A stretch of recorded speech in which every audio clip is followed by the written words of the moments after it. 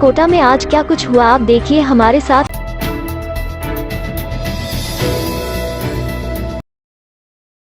पत्नी गई स्कूल, पति ने कोटा शहर में की आत्महत्या। ये मामले थमने का नाम नहीं ले रहे हैं।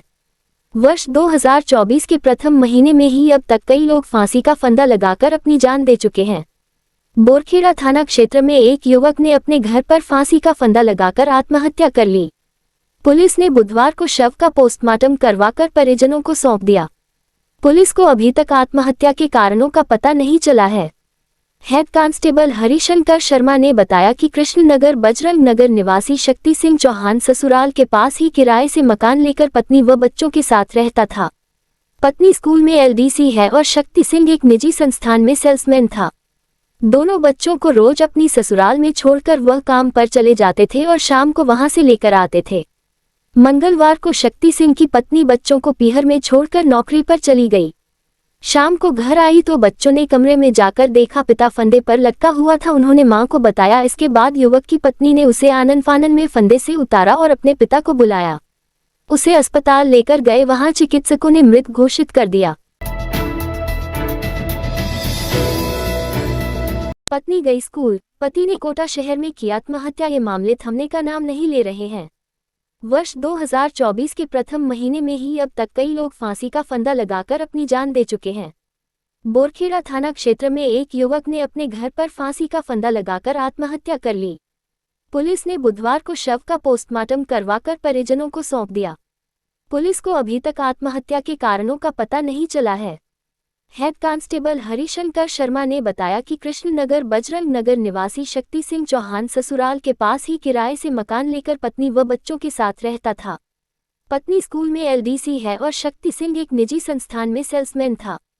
दोनों बच्चों को रोज अपनी ससुराल में छोड़कर वह काम पर चले जाते थे और शाम को वहां से लेकर आते थे।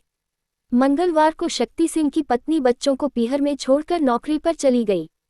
शाम को घर आई तो बच्चों ने कमरे में जाकर देखा पिता फंदे पर लटका हुआ था। उन्होंने मां को बताया। इसके बाद युवक की पत्नी ने उसे आनन फानन में फंदे से उतारा और अपने पिता को बुलाया। उसे अस्पताल लेकर गए, वहां चिकित्सकों ने मृत घोषित कर दिया। प्रदेश कांग्रेस कार्यालय पर बैठक में डोनेट फॉर न्याय कैंपेन लॉन्च किया गया। कांग्रेस राष्ट्रीय सह कोषाध्यक्ष विजय इंदर सिंगला, पीसीसी अध्यक्ष गोविंद सिंह डोटासरा, नेता प्रतिपक्ष टीकाराम जूली सहित कांग्रेस के प्रमुख नेतागण मौजूद रहे। सिंगला और डोटासरा ने अभियान की जानकारी देते हुए कहा कि राहुल गांधी लोगों को न्याय दिलाने के लिए देश भर में भारत जोड़ो न्याय यात्रा निकाल रहे हैं। यात्रा राजस्थान होकर भी गुजरेगी। एआईसीसी ने इस यात्रा के दौरान डोनेट फॉर न्याय कैंपेन शुरू किया है, जिसमें कांग्रेस नेता और कार्यकर्ता न्यूनतम 670 रुपये डोनेट करेंगे। उसके अलावा 6,700 रुपये, 67,000, 6,70,000 या इससे ज्यादा राशि bank account, debit card, credit card, online app आदि से भेज सकते हैं। राशि देने के बाद राहुल गांधी के हस्ताक्षर युक्त धन्यवाद पत्र भी मिलेगा। कैंपेन में 670 से अधिक राशि दान करने वाले को पत्र के अलावा बेज और अन्य सामग्री भी दी जाएंगी।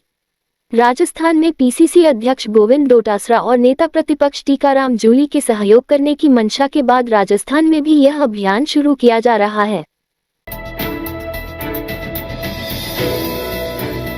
राज्यपाल कलराज मिश्र का शहर के सीके बिरला हॉस्पिटल में ऑपरेशन हुआ है। चिकित्सकों की देखरेख में उनका इलाज चल रहा है और राज्यपाल अब कॉटेज में शिफ्ट किए जा चुके हैं और स्वास्थ्य लाभ ले रहे हैं। मुख्यमंत्री भजनलाल शर्मा भी राज्यपाल का हाल जानने दोपहर में अस्पताल पहुंचे। वहां पहुंचकर राज्यपाल के स्वास्थ्य की जानकारी ली और मुख्यमंत्री ने डॉक्टरों से भी चल रहे इलाज के बारे में जानकारी ली। महात्मा गांधी की 76वीं पुण्यतिथि के अवसर पर भजन व देशभक्ति गीतों की प्रस्तुति का आयोजन किया गया। केंद्र की पहल नौनिहाल के अंतर्गत हुए कार्यक्रम में 10 से 16 के कलाकारों ने महात्मा गांधी को स्वरांजलि अर्पित की। कलाकारों ने सधे स्वरों में न केवल भजनों से सांप्रदायिक सद्भावना के संदेश को प्रसारित किया, बल्कि गीतों के माध्यम से स्वतंत्रता संग्राम में गांधी के योगदान का बखान भी किया। इस रात की सुबह नहीं होती जब तक हाथ में उसकी गर्माहट नहीं होती। चाय का प्याला, अखबार साथ पुराना है, मिट्टी से जोड़ता है। खबरों की खुशबू से सारा घर महकता है, हर रंग में ढला कहानियों से किस्सों तक ले जाता है बेरोक टोक। देश के हर हिस्से तक ये हकीकत का आईना है, ख्वाबों को सच करके दिखाता है। दैनिक नवज्योति, आपके लिए, आपके साथ। ये थे आज के मुख्य समाचार। विस्तार से जानने के लिए पढ़ते रहिए दैनिक नवज्योति। दैनिक नवज्योति के YouTube चैनल को सब्सक्राइब करें और ताज़ा अपडेट के लिए बेल आइकॉन दबाएं।